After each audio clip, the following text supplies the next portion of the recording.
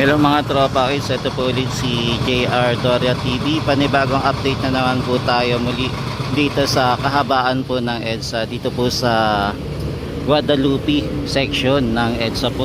Samahan niyo po ulit ako mag-update mga tropa kids sa ating pagpapaganda ng EDSA, ang EDSA Rehabilitation Project. Today po ay May 8, 2026, Friday. Time check po natin ay 9:42 na po ng gabi. Kaya tara guys, simulan na natin ang pag-update at alamin natin kung ano ang progress development ngayon dito sa EDSA, sa area po ng Guadalupe.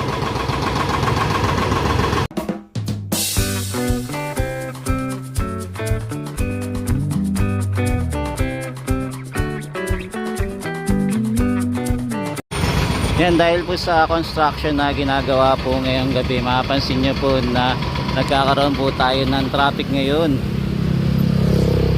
Bali, nandito po tayo malapit po sa tulay po ng Guadalupe Beach. Bali, gumawa po sila ng barricade. Ayan, yung mga harang po, traffic signal para po kung saan sila po dadaan. Bali, nandito po tayo sa area po ng southbound area. Bali, ngayong Friday po, eto traffic po dito sa EDSA dahil po sa ginagawa po ulit. Nagtatrabaho na naman po yung ating mga workers para ayusin po muli yung EDSA.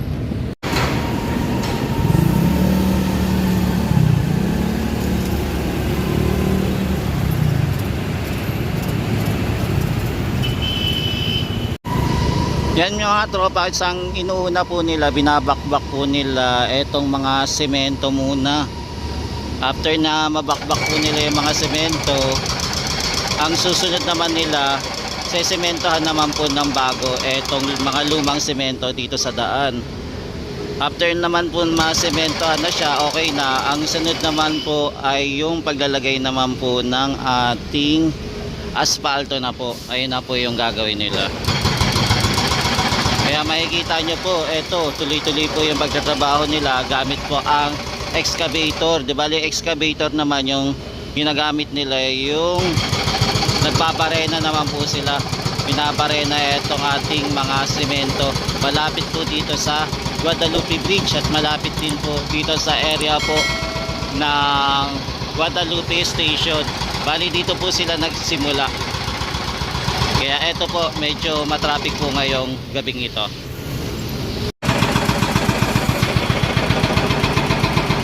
Yan, nasa southbound area pa rin tayo mga tropa.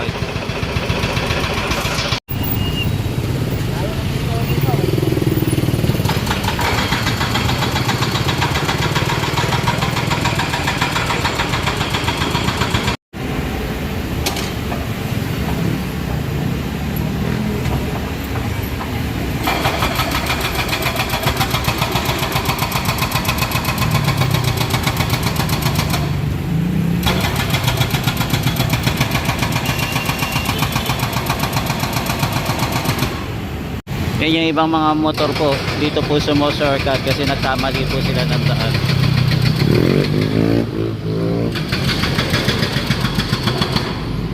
Papunta na po kasi ito ng ilalim.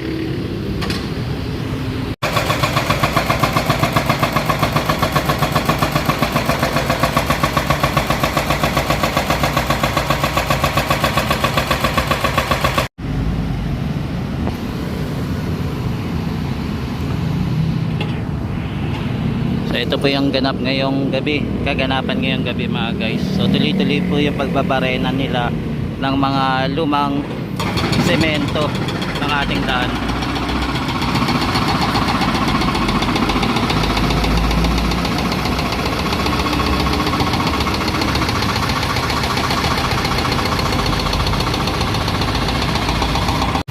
Maging dito din po guys, may nakaabang po na excavator. Mukhang magbabarena din po ito ng ating semento dito sa area. Dito po malapit po sa Guadalupe Station po.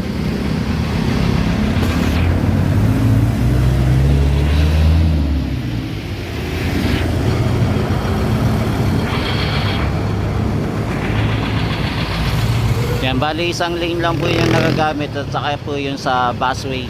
Ay eto lang po yung matadaanan natin mga tropa kids.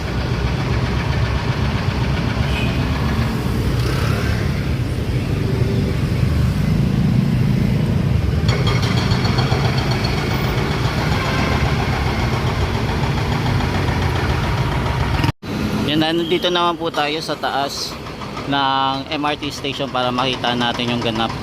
Para makita lang po natin yung top view. Tsaka yung traffic na nakikita natin mga guys. Yan, tapos etong nagtatrabaho po sa ngayong gabing ito.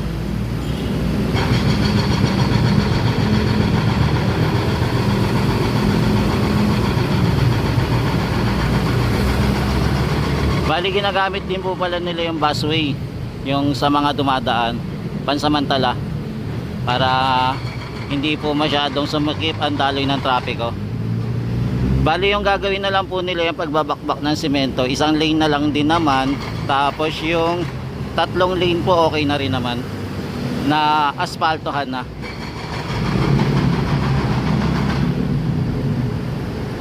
Kaya pagdadaan po kayo ngayong gabi dito sa EDSA, yan, matraffic po ngayon. Dito rin po, malapit din po sa Guadalupe MRT station po na magbabakbak din po ng ating semento. May part na din po dito na aspalto na. Yan, kung nakikita nyo po, aspalto na siya. Pero dito may part pa rin kasi na hindi pa aspalto. Magsisimula na sila mga tropa kids.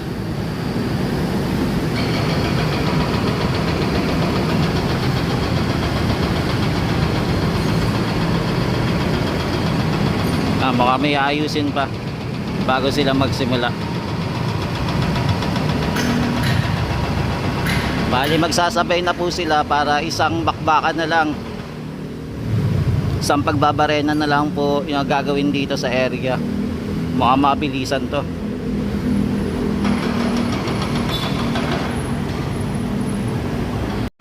Yan, inaayos muna nila itong excavator bago po sila magsimula magtrabaho po.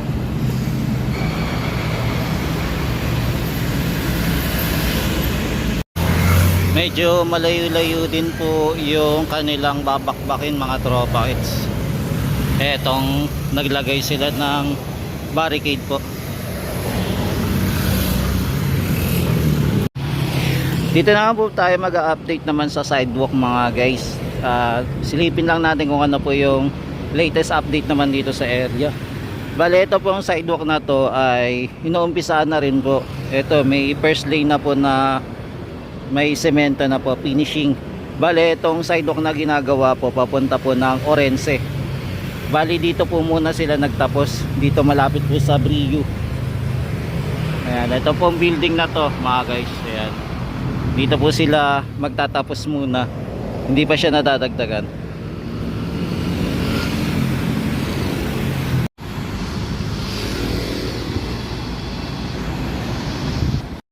Yan, nagtatrabaho pala sila kahit gabi mga idol.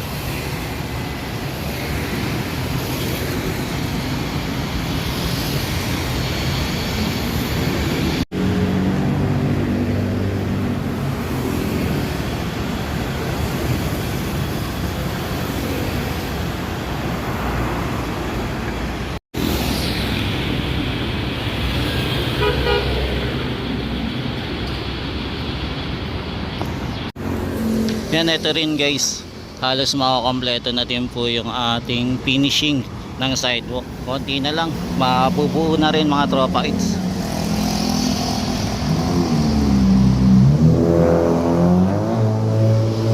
Yan, di bali nag-update tayo ngayong gabing ito dito sa sidewalk po muna.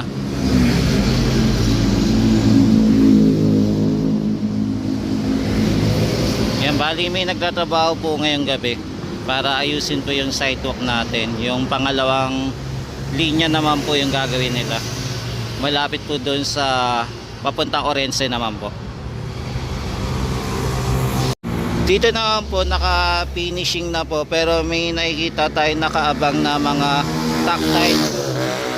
Kaya abangan natin kung ilalagay ba nila ito o hindi, kasi nakalatag din po sa gilid eh. Nasa gilid lang po muna sila. Pero ito tapos na siya. At saka pare-parehas po yung ano niya, kumbaga pantay. Pag nilagay po itong tactiles na to, medyo iibabaw na siya, aangat.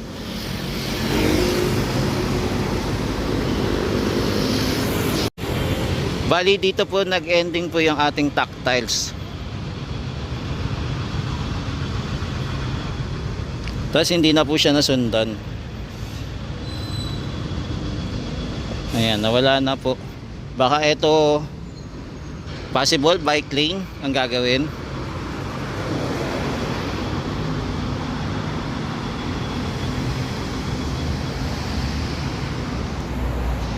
Yan, makikita nyo po konti na lang po dumadaan dahil po nagkaroon na po ng build up papasok po ng tulay. Punta naman po tayo sa kabila mga tropa. Dito po traffic naman dahil ginagawa din po yung north area naman. Tawid tayo mga tropa. Nandito naman po tayo sa northbound naman po. Mapapansin nyo po na ayan, matraffic po. Dikit-dikit na po yung mga sasakyan dahil na din po sa ginagawa ngayon Friday para ayusin po yung ating EDSA.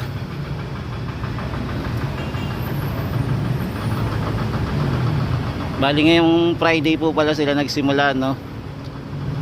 Dahil kinabukasan kasi walang pasok. Kaya medyo makaka-lessen po at makapabilis ang kanilang pagtatrabaho.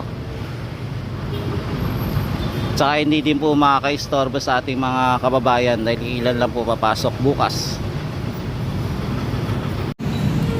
Kaya ito po yung sitwasyon natin dito sa northbound din. Traffic din ngayong gabing ito mga kababayan. Time check natin dito ngayon sa taas po ng Estrella Footbridge ay 10:80 na po ng gabi. Bali isang lane lang po yung nagagamit natin mga tropa. Kaya siksikan po mga idol. Yan, kung mag-a-attempt po kayo nung dumaan dito, pansamantala wag muna dahil matatraffic po kayo mga idol.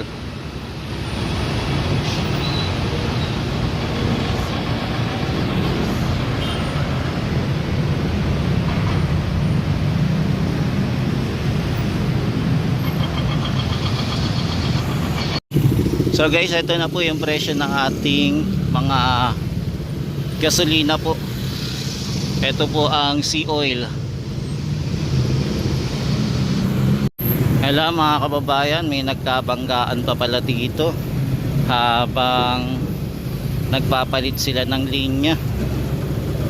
Ayan, na disgrasya pa mga idol. Dito nagkadikit si Nauya at saka yung truck, kaya mas lalo pa pong lumala yung traffic dito. Nandito po tayo sa northbound area.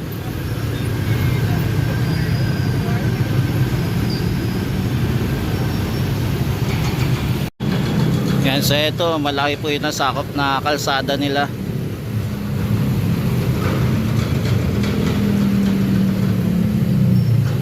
May mga part na po pala dito na aspaltahan na. Tapos ito nagkadikit pa.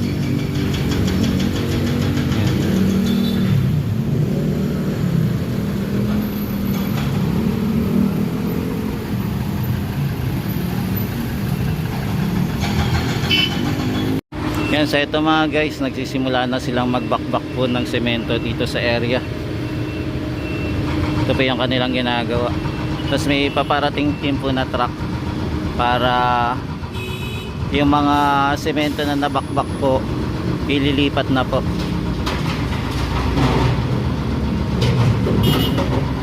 Yan po yung ginagawa nila.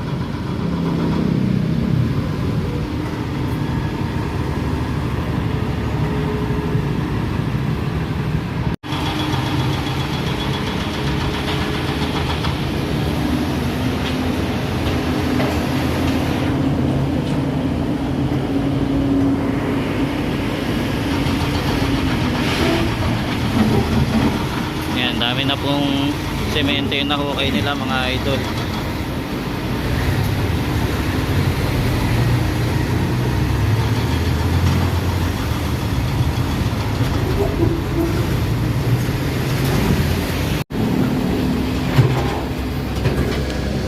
Yan, so ito yung ginagawa nila. Dito sila banda nagbabakbak.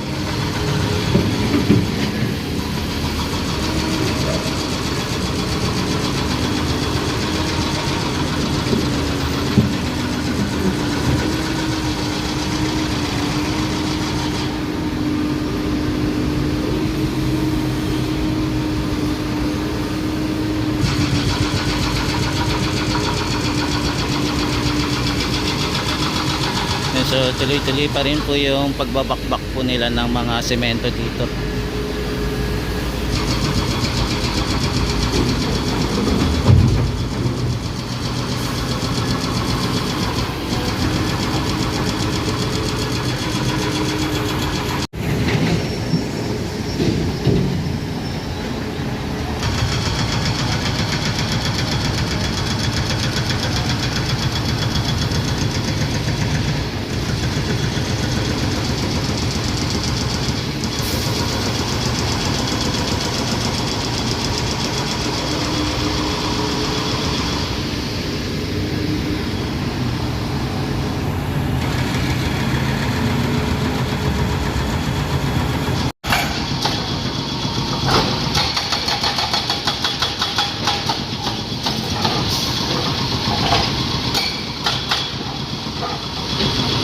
Buong kalsada ata babakbakin mga guys.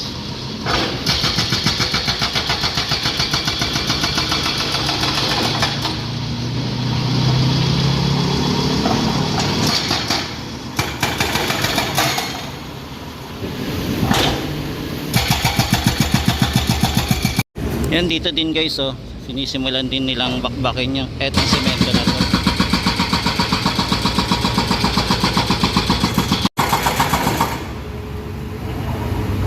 Yan, paganda na po yung ating EDSA mga kababayan. Lalo na pag natapos na itong buong EDSA na naka-asfalto na po at saka bago na po yung ating sidewalk. Bali, dalawa po yung nagbabakbak po dito ng semento po. Dito sa may area po ng simula po Orense hanggang papunta po ng Guadalupe. Dalawa po excavator yung gamit nila para mabilis po sila magtrabaho.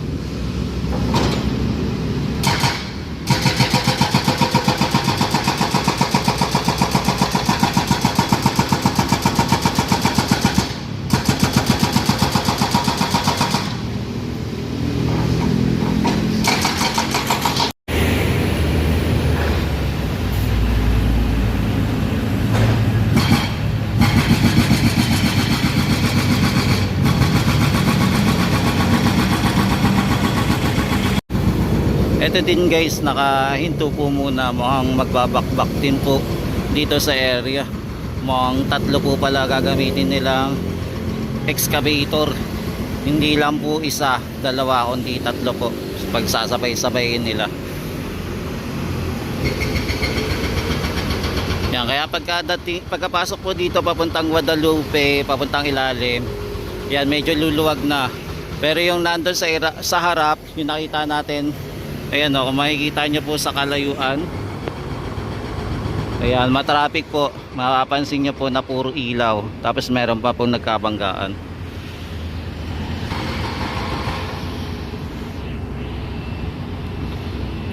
Ayan, dumating na po yung ating pison na. Mukhang ready to fight na po. Ayan, may bago na naman dumating.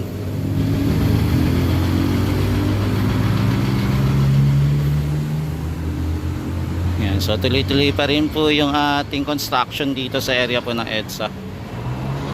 Bali, ang in charge po sa EDSA sa pagpapaganda po ay yung Redicon Construction Company. Sila po yung namamahala dito sa EDSA. Malaki-laki din po itong transaction nila, no? Maabot kasi ito ng 6 billion pesos yung transaction na to.